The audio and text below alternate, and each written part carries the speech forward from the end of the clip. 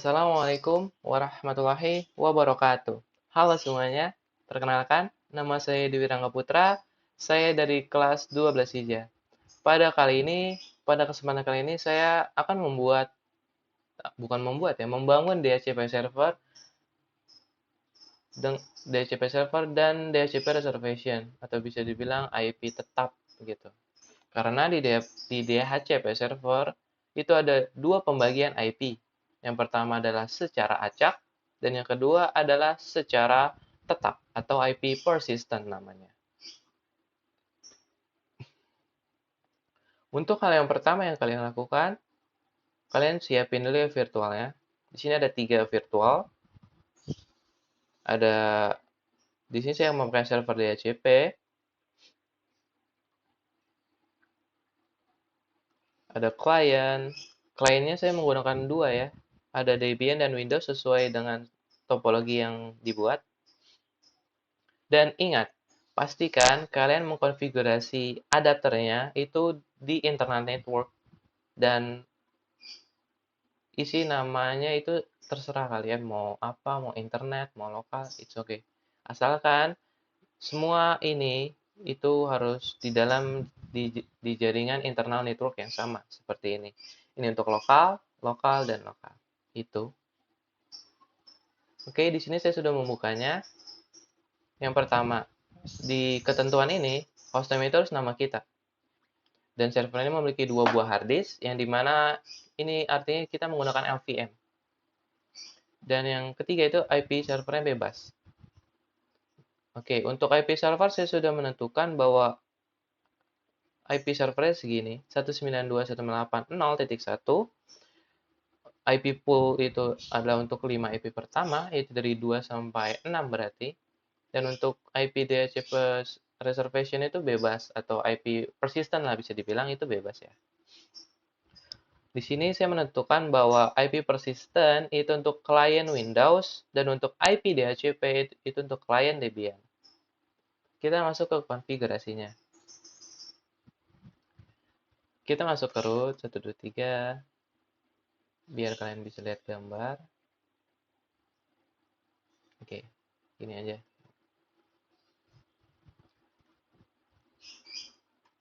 Kita play ya.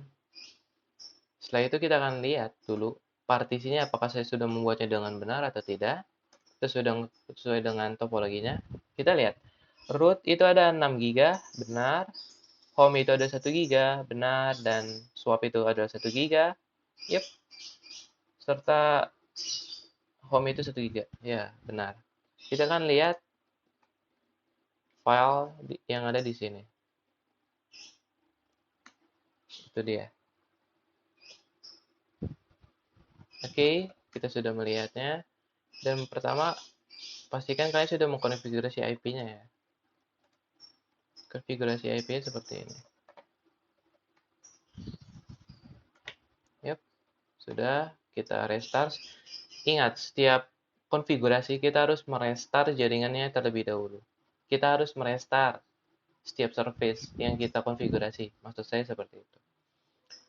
Sehabis itu kita akan masuk ke konfigurasi DHCP-nya. Sebelumnya kita config interface-nya terlebih dahulu. Kita lihat. Nah, karena kita menggunakan interface V4 atau bisa dibilang IPv4, ya udah, maka kita menggunakan ini. Interface-nya adalah nPost 3. Kalian bisa lihat di ketik IP aja dan bisa dilihat itu nPost 3. Kita lanjut ke DHCP-nya, file konfigurasinya. Pertama yang harus kalian lakukan ialah meng-uncomment huruf ini dari subnet sampai tanda kurung perawal ini ya. Setelah itu kalian rubah subnetnya networknya ini menjadi 192.168.0.0 dengan netmask itu /29 itu 248. Range-nya itu dari 2 sampai 6, domain name server itu 888, domain name itu dhcpserver.org. Ini bisa terserah kalian untuk pilihan ini atas sama ini. Dan untuk option routernya adalah gateway untuk jaringan kalian. Oke, setelah itu kita restart terlebih dahulu. Oh ya, dan konfigurasi terakhir kita harus tambahkan untuk DHCP reservation atau IP persistence-nya. Itu host, namanya bebas di sini bisa kalian isi apa saja. Karena kita memakai Windows, yaudah tulis Windows aja agar lebih mudah dikenal. Kita lihat, nah hardware Ethernet segini. Gimana saya tahu gitu? Bagaimana saya tahunya? Kalian tinggal sini aja ya. Kalau untuk Windows gampang. Tinggal klik ini, change adapternya, klik status, dan klik detailsnya. Ini dia, untuk physical address atau MAC address-nya. Sudah sama ya, seperti ini. Sama sekali. 0808 bla bla bla. Untuk fixed address-nya 0.5.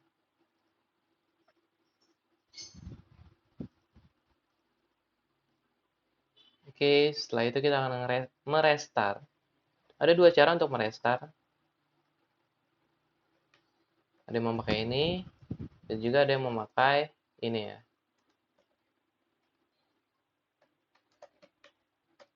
Seperti itu. Untuk server DHCP itu sudah selesai, alhamdulillah.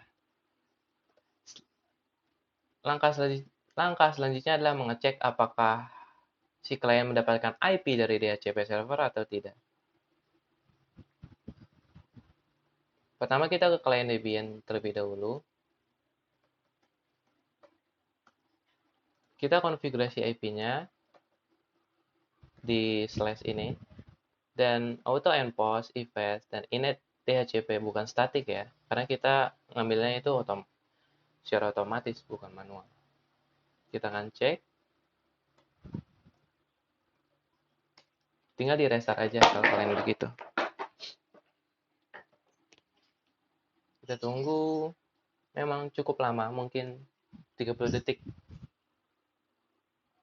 Oke, ternyata selesai dan sudah berhasil. Kita akan coba IP persistence-nya.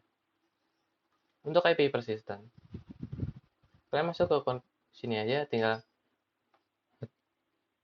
klik di sini. Change adapter lagi, property, klik kanan property, ini property, dan kalian klik di sini untuk mendapatkan DHCP secara otomatis. Kalian lihat, belum, dan yep, ini tandanya sudah berhasil saya mendapatkan 0.5 karena saya menggunakan IP persistent. Dan untuk satu hal yang perlu kalian tahu ya, kalau kalian menggunakan Windows dan firewall-nya diaktifkan, maka kalian tidak akan bisa ngeping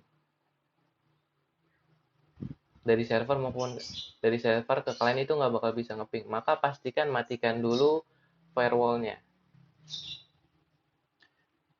Oke, kita akan coba ngeping servernya. Ping servernya titik 1 untuk klien Debian titik 2. Kita coba di klien Debian. Kita akan mencoba ping server, baru ping klien. Sudah berhasil. Terusnya kita mencoba ping dari server ke klien. Kita clear dulu ya. 0.2 dan 0.5. Sudah berhasil. Mungkin ini saja untuk pembangunan DHCP server beserta DHCP reservation atau IP persistent disebutnya. Dan selanjutnya kita akan membahas DHCP relay. Kita akan stop dulu dan terima kasih.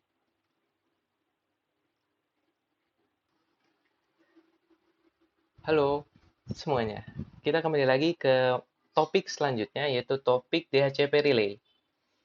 Pertama-tama, topik DHCP relay ini adalah fungsinya itu adalah untuk meneruskan paket dari DHCP ke tujuannya, yaitu networknya yang berbeda. Jadi tujuan DHCP relay ini adalah untuk meneruskan meneruskan paket DHCP ya, meneruskan paket DHCP ke network yang berbeda. Sebelumnya kita sudah membangun DHCP ya untuk suatu network yang sama.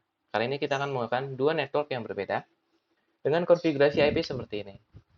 Untuk DHCP dan ini DHCP server sama routernya, itu saya menggunakan IP segini, di mana server ini adalah titik satu, maksudnya adalah 192.168.0.1, dan untuk router atau DHCP relay itu 192.168.0.2. Untuk mengarah ke klien, itu saya menggunakan IP segini dengan slash 24, maksud titik satu kayak tadi ya, 192.168.1.1. Di sini saya menggunakan IP-nya IP DHCP biasa, bukan IP DHCP reservation.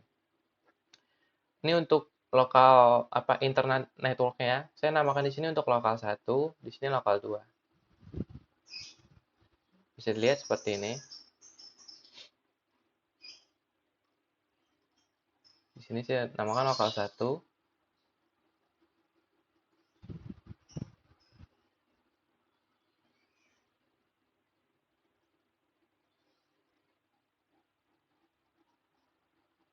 Di sini ada dua adapter di relaynya. Untuk lokal 1 itu untuk mengarah ke server, lokal 2 itu untuk mengarah ke klien ya. Oh, ternyata ada kesalahan. Saya lupa meremove CD-nya atau DVD-nya. Maka akan jadi seperti ini ya. Jika kalian tidak meremove DVD-nya, maka akan muncul tampilan menginstal ulang kembali. Padahal udah ada OS di dalamnya. Ini sih menggunakan klien lokal 2 internal network. Oke, ini untuk DHCP-nya. Ya, sama seperti sebelumnya ya. Hanya ada sedikit perbedaan konfigurasi. Kita masuk dulu. Pastikan kalian sudah mengkonfigurasi IP-nya. Saya sudah 01, bisa dilihat. Kita masuk ke DHCP-nya. Pastikan ya default-nya itu npost 3 itu. Itu bisa dilihat npost 3 ya. Kita lihat konfigurasinya. Nah, sebelumnya kan kita hanya menghapus hashtag ini atau tanda pagar ini saja ya. Kalian hapus lagi satu lagi untuk DHCP ini, kalian hapus yang ada di sini. Kan tadi kayak gini. Atau bisa bilang ya. Kalian tinggal hapus aja. Gunanya untuk apa? Ini gunanya untuk DHCP biar tahu networknya ini gimana gitu. Biar tahu ini si server yang mana nih. Jangan-jangan yang itu lagi. Contohnya kayak gitu. Maka kita bangun konfigurasi seperti ini agar si DHCP ini nggak bingung gitu. Intinya kayak gitu. Kita akan masuk ke subnetnya. Subnetnya seperti yang kalian lihat, yaitu 192.168.1.0. Range-nya itu dari 2 sampai 50. Kenapa nggak sampai 254? Ya, 50 aja sih. Mau saya kayak gitu. Untuk routernya ini 1.1 ya. Karena jika si kalian ini mau keluar jaringan, maka dia harus lewat sini. Nggak mungkin lewat server dong pasti. Salah itu. Oke, setelah itu kalian restart. Apakah ada yang diubah? Tidak ada. Kalian restart. Yep. Di sini untuk DHCP server sudah berhasil konfigurasinya. Kita lanjut ke DHCP relay. Kita masuk ke DHCP relay. Ya, kita gedein aja. Oke, seperti ini. Pastikan konfigurasi IP-nya terlebih dahulu ya. Nih, di sini sudah sesuai sekali. Untuk npost 3 ini atau ya npost 3 itu untuk mengarah ke servernya atau DHCP-nya. Itu 0.2. Dan untuk interface yang mengarah ke klien itu npos 8 atau npos 8, yaitu 1.1. Dan pastikan ingat ya, setiap kalian konfigurasi harus restart service tersebut. Kita clear. Habis itu apa sih langkah selanjutnya? Selanjutnya adalah kalian install DHCP relay-nya. Di sini saya menggunakan DLBD ya, bukan DVD yang terpisah gitu. Kemungkinan kayak teman saya yang pernah saya troubleshooting itu bareng, dia itu nggak bisa nginstal DHCP relay-nya karena nggak ada di DVD-nya gitu. Jadi dia menggunakan eksternal, jalur eksternal gitu, jalur internet.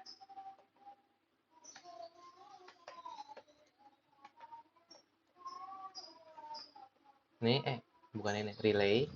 Kalian ketik nih aja, dan di sini saya sudah menginstalnya ya.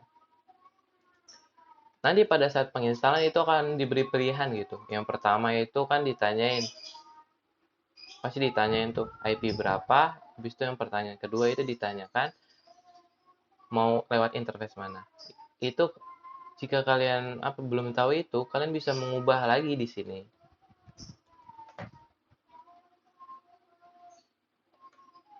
DHCP relay. Ini dia tempatnya. Ini pasti pertanyaan yang ada kan, yang ada di konfigurasi relay tadi pertanyaannya. Jadi ini adalah si DHCP relay ini mau nge-forward IP dari siapa gitu, maksudnya IP siapa nih yang mau di forward nih. Nah, IP server dong otomatis. Ya udah kita tulis IP server segini. Dan selanjutnya pertanyaan kedua, di interface mana nih sih? Di interface mana DHCP itu bakal nge-forwardnya gitu, bakal ketujuannya itu lewat mana? Lewat npos 8 dong otomatis. Ini npos 8. Kenapa bisa kayak gitu? Karena tujuan kita hanya ke sini aja. Semisal ada ada jaringan lagi di sini-sini, kalian tidak bisa mengisi juga nggak apa-apa. Itu artinya jika ada yang request itu maka bisa dari mana saja interface-nya.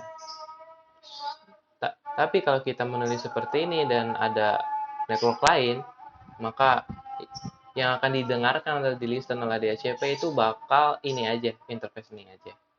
Seperti itu. Setelah itu kalian DHC relay. Jangan lupa restart ya kalau apabila kalian mengubah konfigurasi ini. Kalian restart. Setelah itu kita DHC relay namanya IP server. Jadi ini si DHC relay ini mau nerusin IP dari servernya. Maksudnya paket dari DHCP-nya. Bakal muncul seperti ini. Kita akan lihat di kliennya. Klien relay-nya. Pastikan konfigurasi IP-nya itu harus DHCP. Dan sebentar azan dulu, saya stop dulu ya, mohon maaf. Halo, kita kembali lagi. Oke, kita akan mengecek ya, apakah berhasil atau tidak konfigurasinya. Kalian restart aja networknya. Nah, cukup lama ya. Ini mungkin bisa dibilang lebih lama dari yang sebelumnya, DHCP biasa.